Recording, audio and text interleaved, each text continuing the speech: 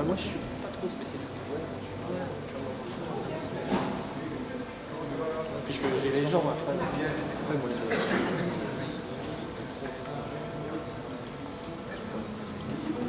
moi, oui, puis c'est moi, j'ai un moment où je faisais du Lido chez toi. J'étais resté à la Chine aussi, sur la je n'avais pas de chaîne.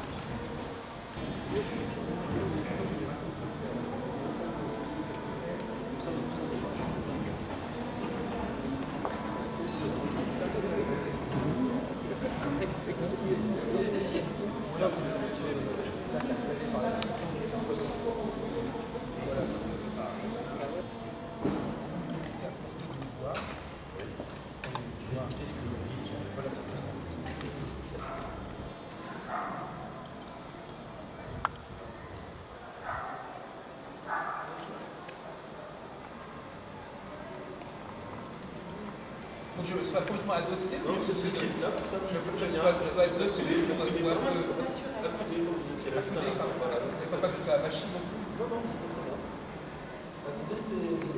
Accoudé? Ouais, c'est très bien. Accoudé à la marraine? Non, c'était pas ça? Sans croiser les bras, c'est pas la peine. Ça s'appelle une marraine? Margelle, la margelle. Le cul du parfum.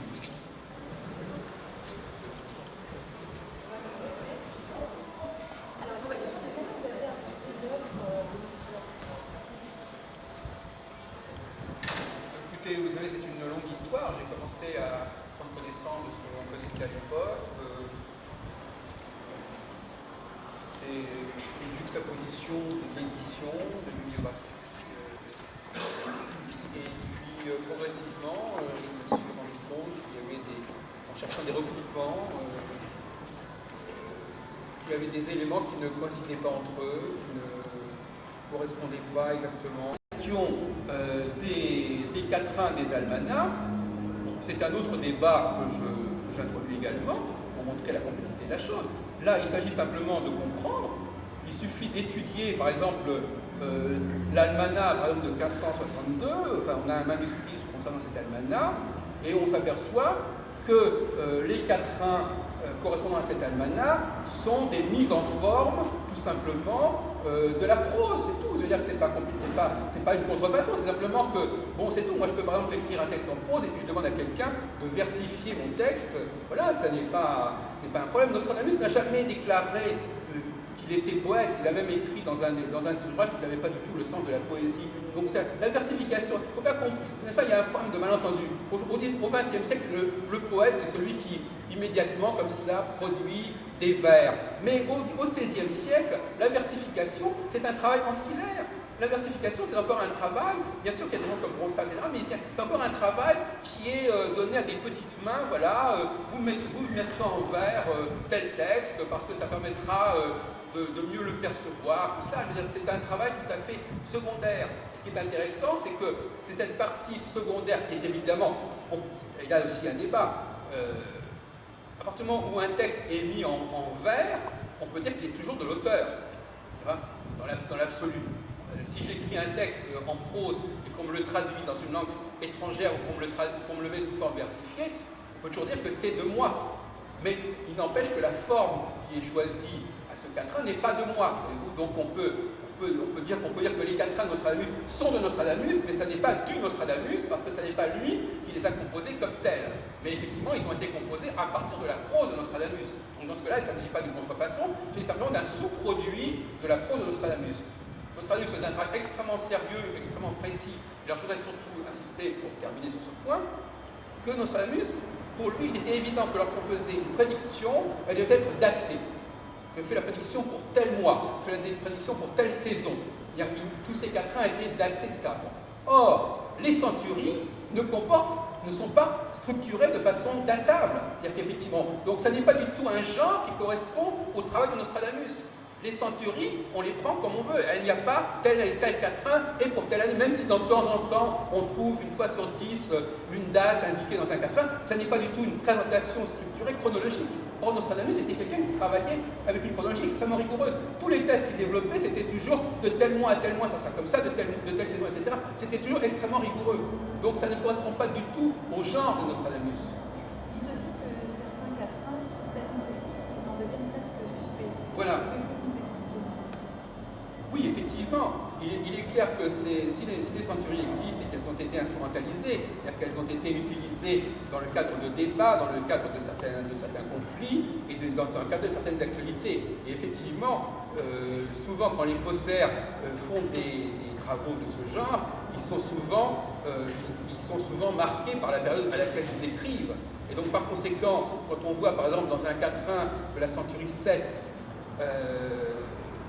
allusion au marquis du Pont, grand de Lorraine, marquis du Pont, et quand on sait qu'en 1588, il y avait des revendications de la part du fils du duc de Lorraine, qui s'appelait le marquis du Pont à Mousson, sur la couronne de France, bon, alors évidemment, là encore, on peut avoir des idées là-dessus en disant, bon, bah, ça a été prévu comme cela. Mais je veux dire que, bon, d'ailleurs, d'une manière générale, la critique nostradamique a toujours tiqué sur tout ce qui était trop précis. Là. C'est pour ça que, par exemple, les Silésins ont été éliminés parce que, justement, il y avait des anagrammes, Robin pour Biron, et puis plus tard, sous la fronde, Nizaram à Objet de Massacre. Donc, dès qu'on arrive à un certain seuil de précision au niveau des noms des personnages, là, les gens commencent à douter. Et donc, effectivement, cette centurie 7, qui se trouve exactement telle qu'elle dans les éditions contrefaites de 1557, elle est en réalité, bien évidemment, elle est postérieure d'au moins 30 ans. En fin de compte, c'est en 1500, un texte de 1557, en réalité, correspond à une actualité politique, celle de la Ligue, qui est celle de la crise dynastique de la fin des Valois et de l'émergence des Bourbons, avec tout un ensemble d'autres forces qui voulaient également s'insérer dans le jeu, et notamment les Lorrains, compassionnalisme et ceux de Lorraine. Donc effectivement, je crois que ce que il n'y a pas tellement de doute. Ce quatrain, il est mortel. Ce quatrain de la centurie 7, il est complètement mortel. Ce qu'il faut comprendre, c'est que personne ne conteste qu'il y ait eu, à l'époque, en 1568, qu'il y ait eu une édition de 10 centuries de Nostradamus. Personne ne conteste. Qu'elle soit apparue sous le nom Nostradamus et qu'elle ait existé et qu'elle ait eu un volume important, personne ne conteste. Ce qu'on conteste, c'est que les éditions qui sont parues ensuite et qui se sont présentées comme étant parues en 1568 sont des fausses éditions et qu'elles comportent des éléments qui n'existaient pas dans l'édition posthume d'origine. Ce qu'on conteste, c'est que il y a eu aussi, notamment il y a eu le fameux problème, le cas d'Antoine Crespin, un personnage très intéressant, qui en 1572 fait une compilation systématique des centuries, et curieusement, quand on regarde les dizaines et les dizaines de quatrains qu'il a résumés, qu'il a décortiqués, il y a 3 centuries, les centuries 5, 6 et 7, qui n'existent absolument pas dans sa compilation. Alors, vous comprenez, donc là aussi il y a un problème. Comment se fait-il que ce personnage qui compile la totalité des quatrains et qui retrouve des quantités de quatrains, pourquoi aurait-il oublié un groupe de 300 quatrains, sinon parce que ces quatrains n'existaient pas à l'époque et qu'en fin de compte il y avait d'autres quatrains qui existaient et qui ont été remplacés par les quatrains ultérieurs. Et vous avez tout un ensemble de questions de ce genre qui se posent, mais c'est un véritable labyrinthe de toute façon. Et je crois que ça mérite, c'est pas, on peut pas, j'espère que là je expose très rapidement la question, mais je ne vois pas comment on pourrait, en l'espace de quelques minutes, apporter la démonstration de tous ces éléments. Alors, de quel type de faussaire pourrait-il s'agir et quelle pourrait être leur motivation? Alors, comme je l'ai dit, l'exemple du marquis du Pont est assez parlant. C'est-à-dire qu'effectivement, ce sont des faussaires qui ont mis sur le compte de Nostradamus des enjeux politiques de l'époque. Imaginez bien sûr que, par exemple, si on fait dire à Nostradamus qu'il a vu l'arrivée ou l'émergence de tel et tel personnage, ben ça favorise. On est dans le domaine de la propagande politique dans ce cas-là. On est dans le domaine de c'est pas une contrefaçon gratuite, évidemment. Quoique, d'une certaine manière, effectivement, il ne faut pas négliger, les contrefaçons ont été faites de manière extrêmement scientifique. Et c'est d'ailleurs, c'est ça la difficulté, ça n'a pas été fait n'importe comment. Il y a eu ce qu'on peut appeler des bibliothèques de faussaires. Ce sont des faussaires qui avaient un corpus de documents et de pièces considérable. Et ils l'ont fait très sérieusement, leur travail. Il est évident que s'ils avaient fait ça par-dessus la jambe, eh bien, on aurait pu depuis très longtemps montrer que tout ça ne tenait pas debout. Mais ils l'ont fait très sérieusement. Ils avaient certainement des dizaines et des dizaines de documents et de recueils de pièces qui étaient à leur disposition, qui leur ont permis de faire du faux ancien extrêmement pointu, mais en même temps, comme j'ai dit tout à l'heure, dans ces documentations cohabitaient des pièces authentiques d'Nostradamus et des pièces qui étaient déjà des faux de l'époque, ce dont apparemment ils n'avaient pas connaissance. Donc ces faussaires ignoraient les aléas même de leur propre documentation, et malheureusement pour eux, ils ont pris comme référence pour réaliser leurs fausses éditions du temps de Nostradamus, ils ont pris comme référence non pas les vrais almanachs de Nostradamus, mais les faux almanachs de Nostradamus, et donc à partir de ce moment-là, ils ont introduit des éditions de 1555 et 1557, ils ont introduit sur ces éditions-là des vignettes qui n'existaient absolument pas à l'époque, et qui ont été introduites 5 ou 6 ans plus tard dans les faux almanachs, et donc voilà un exemple, je crois, tout à fait indiscutable de la contrefaçon. Et leur motivation, donc vous dites politique. La motivation est politique, la motivation est, ce que j'ai dit tout à l'heure, politique donc au sens de la petite politique, mais aussi de la grande politique. D'ailleurs, je parlais du gallicanisme, ça c'est un jeu plus important. Il s'agit véritablement de constituer l'image d'un prophète français. Il ne s'agit pas simplement de résoudre des problèmes de propagande immédiate, il s'agit véritablement de construire collectivement un personnage qui va être le prophète français par excellence, qui écrit dans la langue française, qui écrit sur l'histoire de la France, et ça c'est un point important. Et les auteurs du XVIIe siècle l'ont parfaitement compris.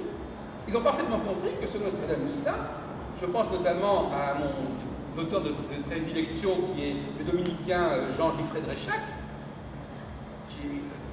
qui a parfaitement compris que ce Nostradamus-là, il était un atout majeur des prétentions françaises du XVIIe siècle à la monarchie absolue, à l'indépendance par rapport à Rome, etc. Le véritable enjeu, c'est la constitution d'un personnage comme ça, et j'ajouterais, et ça c'est surtout valable d'un point de vue religieux et théologique, une volonté de montrer que les temps nouveaux sont arrivés, et que désormais il y a une nouvelle ère, et que dans cette nouvelle ère, il y a un prophète qui est là, et qui a des pouvoirs nouveaux, et que donc ces pouvoirs nouveaux sont le signe d'une nouvelle époque, d'un nouveau temps. Vous voyez, donc il y a toute une mythologie qui s'est constituée autour de Nostradamus comme étant le prophète français, l'homme qui a des pouvoirs particuliers, et je voudrais surtout aussi insister sur la particularité du prophétisme nostradamique. Ça n'est pas du tout un prophétisme biblique, le prophétisme nostradamique. C'est un prophétisme, je dirais, laïque. C'est-à-dire que c'est un prophétisme du quotidien. Parce que c'est un prophétisme, je dirais même statistique. Qu'est-ce que j'entends par là? Le prophétisme biblique, c'est un prophétisme ponctuel. On fait une prophétie. On dit, voilà, attention, ne faites pas ceci, vous faites cela. Dans Nostradamus, il y a des centaines, des milliers de prophéties. Donc, en fin de compte, c'est un prophétisme, presque, je dirais, qui permet à chaque personne, c'est pas du tout un prophétisme élitique, ça permet à chaque génération et à chaque individu de se faire son propre prophétisme, voyez-vous, de confectionner un discours prophétique en prenant quelques quatrains par ceci, quelques quatrains par là, etc. Oui, donc c'est un quatrain, c'est un prophétisme, c'est une expérience prophétique. C'est-à-dire qu'en fin de compte, on vit, c'est une mythologie qui voudrait, en fin de compte, que nous soyons entrés dans une nouvelle ère où le prophétisme devient une chose banale. Il y a une sorte de banalisation du prophétisme. Les textes de Nostradamus parlent de choses banales, parlent de petits personnages, de petits enjeux politiques. On va retrouver ça, par exemple, sous la Troisième République.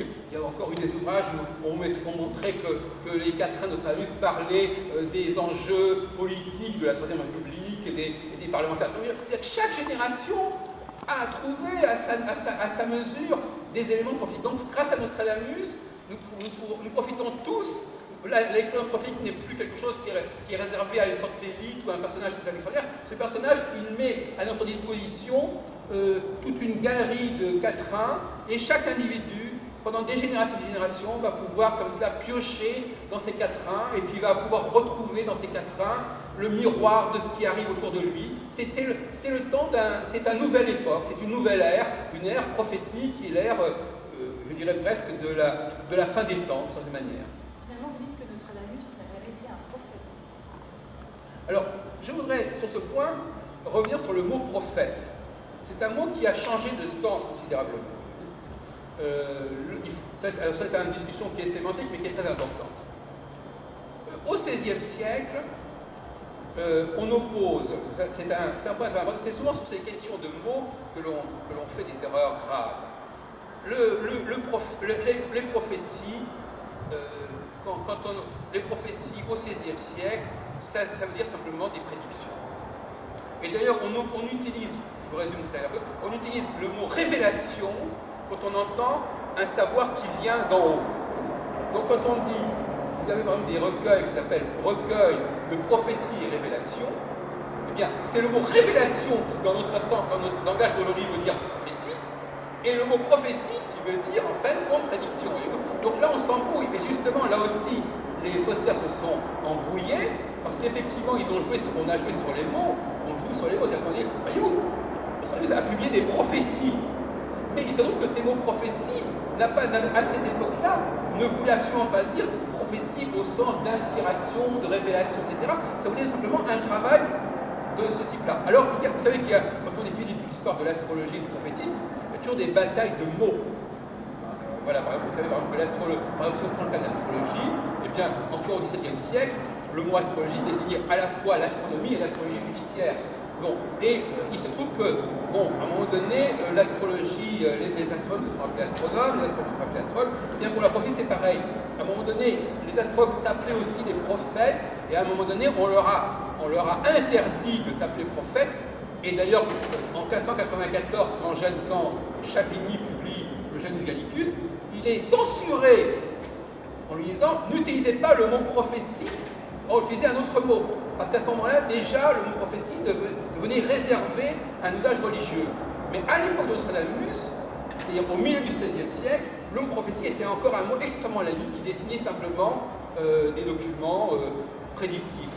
Et par conséquent, Nostradamus n'était pas prophète au sens où il ne prétendait pas avoir reçu une révélation, mais il était prophète au sens où encore, dans le milieu du XVIe siècle, après ça va changer, où il était prophète dans le sens où il s'occupait de prédire le temps, l'avenir. Et il faut savoir qu'en 1560, c'est-à-dire en plein milieu de la période où Nostradamus a vécu, eh bien, il y a eu une ordonnance des États généraux d'Orléans qui a commencé à mettre le haut là sur toute cette histoire-là. C'est-à-dire qu'en fin de compte, du temps même de Nostradamus, il y a eu un moment grave qui a été 1560, à la fin du règne de François II, où tout d'un coup, on a légiféré, on a posé des conditions extrêmement draconiennes sur la publication des Almanachs des pronostications, et à ce moment-là, il y a des mots qui ont été réservés. Donc effectivement, il faut bien comprendre que pour nous, au XXIe siècle, 1550 ou 1580, c'est pareil, mais en réalité, il y a eu des changements énormes entre 1550 et 1580 dans les mentalités,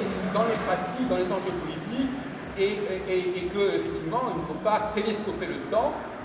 Il faut vraiment procéder décennie par décennie. Les années 1550, ce n'est pas les années 1560. Les années 1560, ce n'est pas les années 1580. Et si on confond tout, eh bien, on arrive à des conclusions surprenantes. Donc, Nostradamus savait-il lire dans l'avenir? Il était un astrologue tout à fait rodé. Ça, c'est certain. Et je dirais même qu'il ne pouvait le faire que de cette façon-là. C'est-à-dire qu'effectivement, Nostradamus, c'était un commentateur des éphémérides. C'est-à-dire qu'il prenait les documents astronomiques, il prenait les positions planétaires, il savait qu'il fallait calculer les thèmes de toutes les conjonctions Soleil-Lune une fois par mois, il savait qu'il fallait calculer le thème de tous les ingresses au début de l'équinoxe et du solstice, et à partir de là, il interprétait et il faisait son travail de manière extrêmement sérieuse. De même qu'on a aussi la correspondance de Nostradamus, où on voit qu'il discute il a ses propres clients, ses correspondants, qui sont d'ailleurs souvent étrangers, De ce côté-là, c'est un astrologue tout à fait cachère, si on peut dire. Mais, cela dit, en dehors de cela, il était également, vous savez qu'il a laissé un traité des confitures et des fardements, il a fait un traité magistral, comment il fallait préparer les fards, etc. Donc de ce côté-là, il a également fait des traductions. Il a traduit Galien, il a traduit Russe Apollon, etc. Il a fait des traductions. Mais dire qu'il était prophète au sens où on l'entend aujourd'hui, non. Il y a eu une confusion. C'est une confusion qui a été entretenue par le XVIIe siècle. Le XVIIe siècle tenait à tout prix à faire de Nostradamus un prophète au sens fort du terme. Et il a pris, il y a eu une espèce de, je dirais, de malentendu autour de Nostradamus. Il avait laissé des quatrains, de fil en aiguille, ayant laissé des quatrains, puisque ses pronostications astrologiques étaient accompagnées de quatrains, et que ces quatrains avaient quelque chose de particulier, de fascinant, et bien de fil en aiguille, de ces quatrains, on a dit, mais pourquoi Nostradamus, quand il est mort, n'aurait-il pas laissé des dizaines et dizaines de quatrains, puisqu'on en a publié de son vivant, et on les a mis sur le marché. Bon, dans un premier temps, il faut dire que dans un premier temps, en 1568, quand on a mis sur le marché ces quatrains, ça n'a pas eu un énorme succès. Donc il y a eu un premier, c'est tombé un peu à plat. Et puis, il a fallu attendre une vingtaine d'années pour que véritablement l'affaire de Nostradamus soit lancée. Parce que je ne sais pas si vous le savez, entre 1568 et 1588, on n'a aucune édition des Centuries. Aucune. Fausse ouvrée, on n'en a aucune. Donc finalement, il y a eu à un moment donné une sorte de... Si vous voulez, moi je résume comme ça, il y a eu du vivant de Nostradamus, dans les années 1550, c'était lui qui était un peu en avant. Après, il y a eu une période où il y a eu des imitateurs qui ont fait un peu fait de l'ombre. Après, il y a eu des successeurs qui se sont présentés comme étant les fils de Nostradamus ou les disciples de Nostradamus. Après, il y a eu le revival nostradamique, après sa mort, qui a duré quelques années. On a dit, on a retrouvé dans sa bibliothèque des quatrains et on va les mettre, etc. Après, on a oublié complètement cela. Il y a eu Crespin qui a commencé à publier des choses en se présentant comme étant Archidamus, Nostradamus. Et ce n'est qu'en 1588, probablement, ou quelques années avant, qu'on a réémergé, que le véritable processus a émergé. Et en fin de compte, si vous voulez, on pourrait dire en simplifiant que le phénomène nostradamique et centurique est né véritablement à la fin des années 1580.